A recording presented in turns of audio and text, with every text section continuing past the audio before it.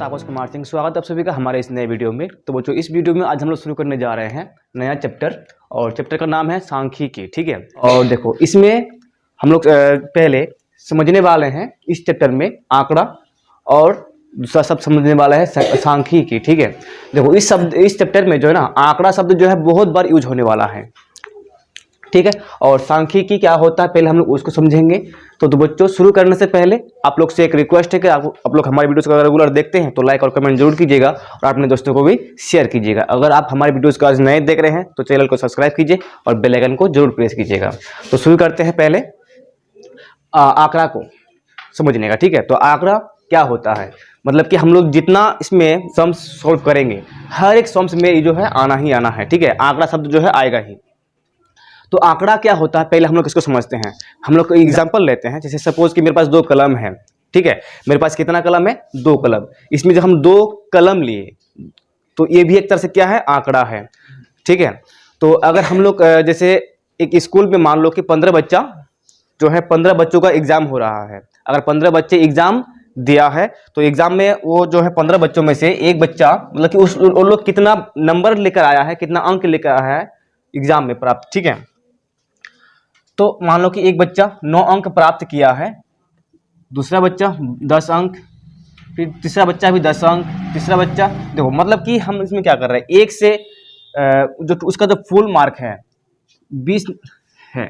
ठीक है, मतलब कि 20 नंबर का एग्जाम होता है 15 बच्चों के 20 में, तो ये भी एक डाटा है, आंकड़ा है। ठीक है, तो इसमें क्या है कि 20 नंबर है, कुल नंबर है, उसमें से जो है ये बच्चे जो है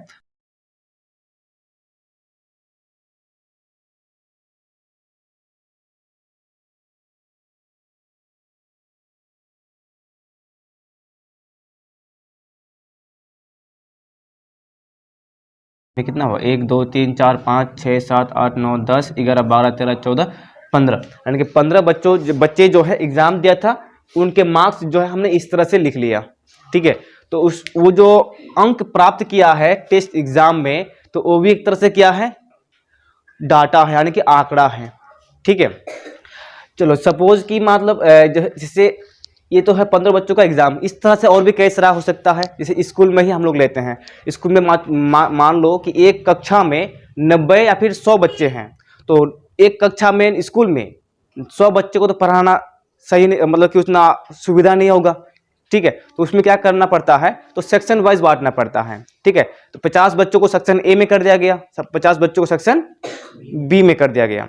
तो मतलब कि जो बच्चा टैलेंट है उन लोगों को सेक्शन ए में कर दिया गया, और जो बच्चा थोड़ा कमजोर है पढ़ने में तो उसको कर दिया गया किसमें? सेक्शन बी में। तो इस तरह से हम लोग उसको वर्गों में बांट दिए। तो ये भी एक तरह से क्या है कि 50 बच्चों को हम लोग सेक्शन ए में रखे, 50 बच्चों का सेक्शन बी में रखे, तो ये भी एक तरह से क्या है? आंकड़ा है। ठीक है, जैसे हम लोग एक दुकान की बात कर रहे हैं, दिन भर मतलब कि वो जो है 50,000 का सामान खरीद के लाया है दुकान में, और एक दिन में वो 10,000 का सामान बेच देता है। तो सप्ताह ऐसे इस तरह से 5 दिन में वो 50,000 का सामान बेच देगा। तो ये भी एक तरह से क्या है? आंकड़ा है। ठीक है, मतलब कि जिसमें अब इसमें हम लोग क्या किए कि 15 बच्चे टेस्ट एग्जाम दिया था, और उनके प्राप्त अंक जो है इस प्रकार से है कि मतलब पहला बच्चा जो है 9 अंक प्राप्त किया, दूसरा बच्चा 10 अंक, 10 अंक, 9 अंक, इस तरह से 15 बच्चों का आंकड़ा है। मतलब कि जिस तरह से हमको मिला, ठीक है, पहले बच्चा 9 अंक प्राप्त किया है, लास्ट वाला बच्चा 15 अंक प्राप्त किया है, हमको जिस तरह से मिला उसको हम लोग वैसे लिख लिए। तो इस तरह का जो हम लोग आंकड़ा है, इसको हम लोग कहते हैं यथा प्राप्त आंकड़ा। ठीक है, मतलब कि आंकड़ों को जो है ना हम लोग 3 तरह से लिख सकते हैं, आंकड़ों को 3 तरह से लिख सकते हैं। तो आंकड़ा को हम लोग जो है यथा प्राप्त आंकड़ा, जिस तरह जैसा मिला वैसा लिख लिए। उसके बाद उसको हम लोग वर्गीकृत बारंबारता बंटन में सजा सकते हैं। उसके बाद फिर इसमें वर्गीकृत बारंबारता बंटन में भी सजा सकते हैं, अरेंज कर सकते हैं। ठीक है, तो देखो आंकड़ा यानी कि हम लोग को कहीं भी मिल सकता है, और आंकड़ा का जो हम लोग का जीवन में बहुत महत्व रखता है। ठीक है, तो सांख्यिकी, उसके बाद हम लोग समझेंगे सांख्यिकी। सांख्यिकी एक तरह से क्या है? शाखा है, यानी कि गणित का वह शाखा। ठीक है, जैसे हम लोग एग्जाम्पल लेते हैं, क्लास 8 में हम लोग विज्ञान पढ़े थे, विज्ञान एक ही था। ठीक है, उसके बाद हम लोग जैसे ही क्लास 9 में आते हैं, क्लास 9 में विज्ञान क्या इतना हो जाता है? 3 हो जाता है।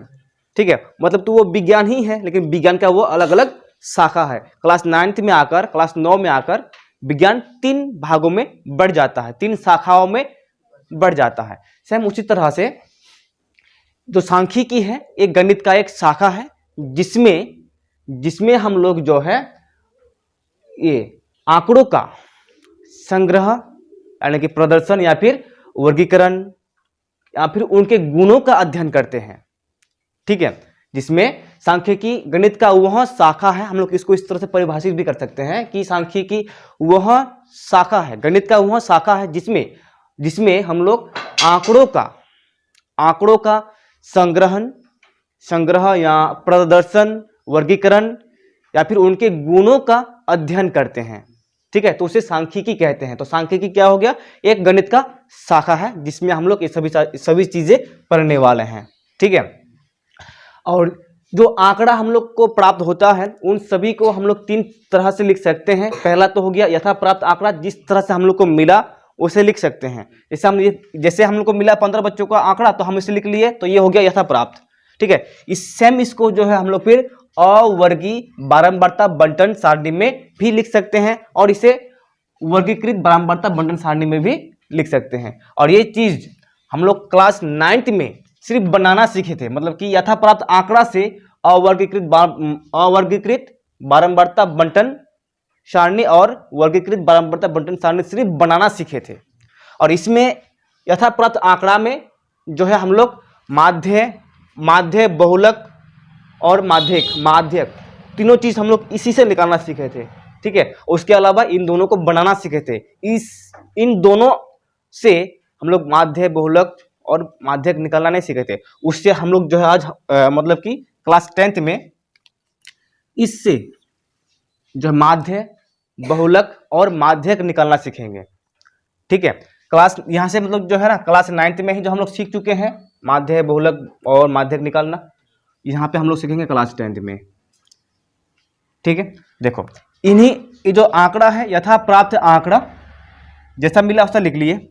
इसको हम लोग जो है अब अवर्गीकृत बारंबारता बंटन सारणी में भी बदल सकते हैं। जैसे इसमें प्राप्त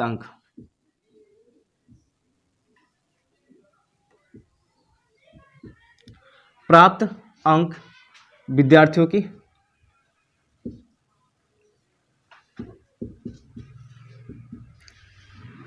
संख्या। ठीक, इसमें सबसे देखो 9 सबसे छोटा 9 है, उसके बाद 10, फिर 12, 13, 15, 14 नहीं है, इतना ही है ना। देखो अब इसमें 9 कितने बच्चों को मिला है? 9 अंक 1 2 3 बच्चों को मिला है, विद्यार्थियों की संख्या 3 हो गया। उसके बाद 10 कितने बच्चों को मिला है? 4 बच्चों को मिला है। उसके बाद 12 कितने बच्चों को मिला है? 12 1 2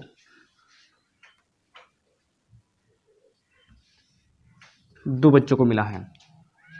13 1 2 3 4, इसमें 4 बच्चों को मिला है 13 अंक। उसके बाद 15 1 2 बच्चों को। देखो इसमें टोटल करेंगे 3 और 4 7, 7 और 2 9, 9 4 13 2 15, यानी कि इसमें देखो कितना बच्चा भाग लिया था एग्जाम में? 15। तो इसमें हम लोग का जो है बारंबारता मिलकर कितना हो गया? 15, यानी कि हम लोग का जो है बारंबारता जो अवर्गीकृत बारंबारता बंटन सारणी है वो सही है। ठीक है, देखो इसको जो है हम लोग x1 और इसको f1 fi, ये xi है ये fi है, ऐसे हम लोग इसको लिख सकते हैं। ठीक है,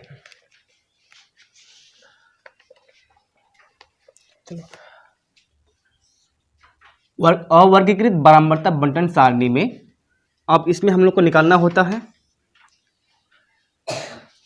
fi xi। ठीक है, अब इसमें fi xi क्या है? देखो इसमें xi जो है ना ये x सपोज कि ये 1 है, ये x 2 है, x 3 है, x 4 और ये x 5 है।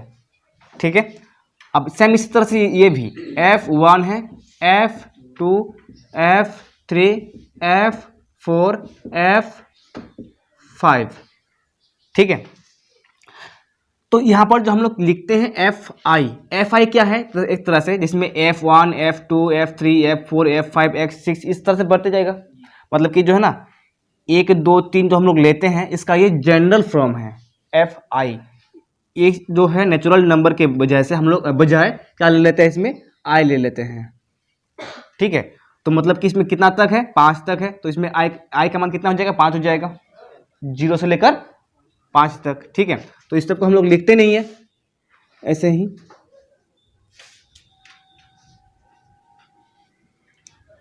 देखो देखो। अब उसके बाद हम लोग को ज्ञात करना है इसमें एफ आई एक्स आई, दोनों का क्या करना है, गुना करना है। इसमें एक्स आई एफ आई, 9 तिया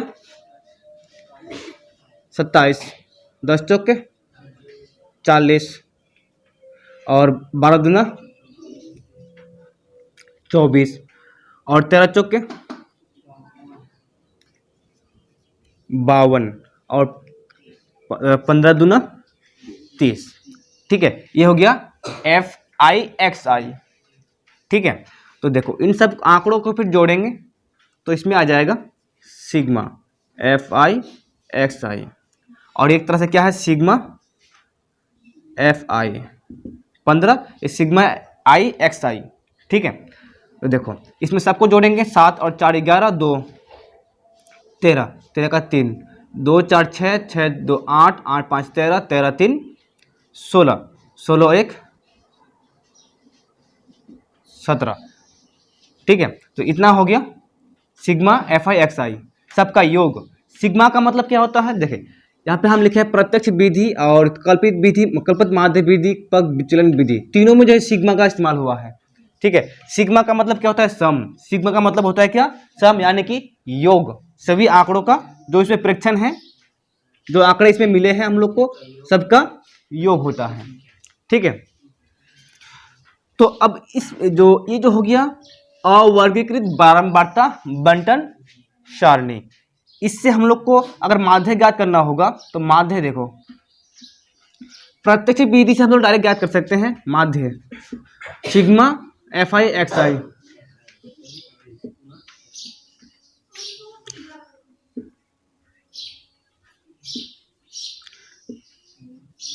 एफ आई इसमें हो जाएगा देखो 173 और इसमें 15, ये उसका माध्य हो गया। ठीक है, यानी कि यथा प्राप्त आंकड़ा जो है इसे हम लोग अवर्गीकृत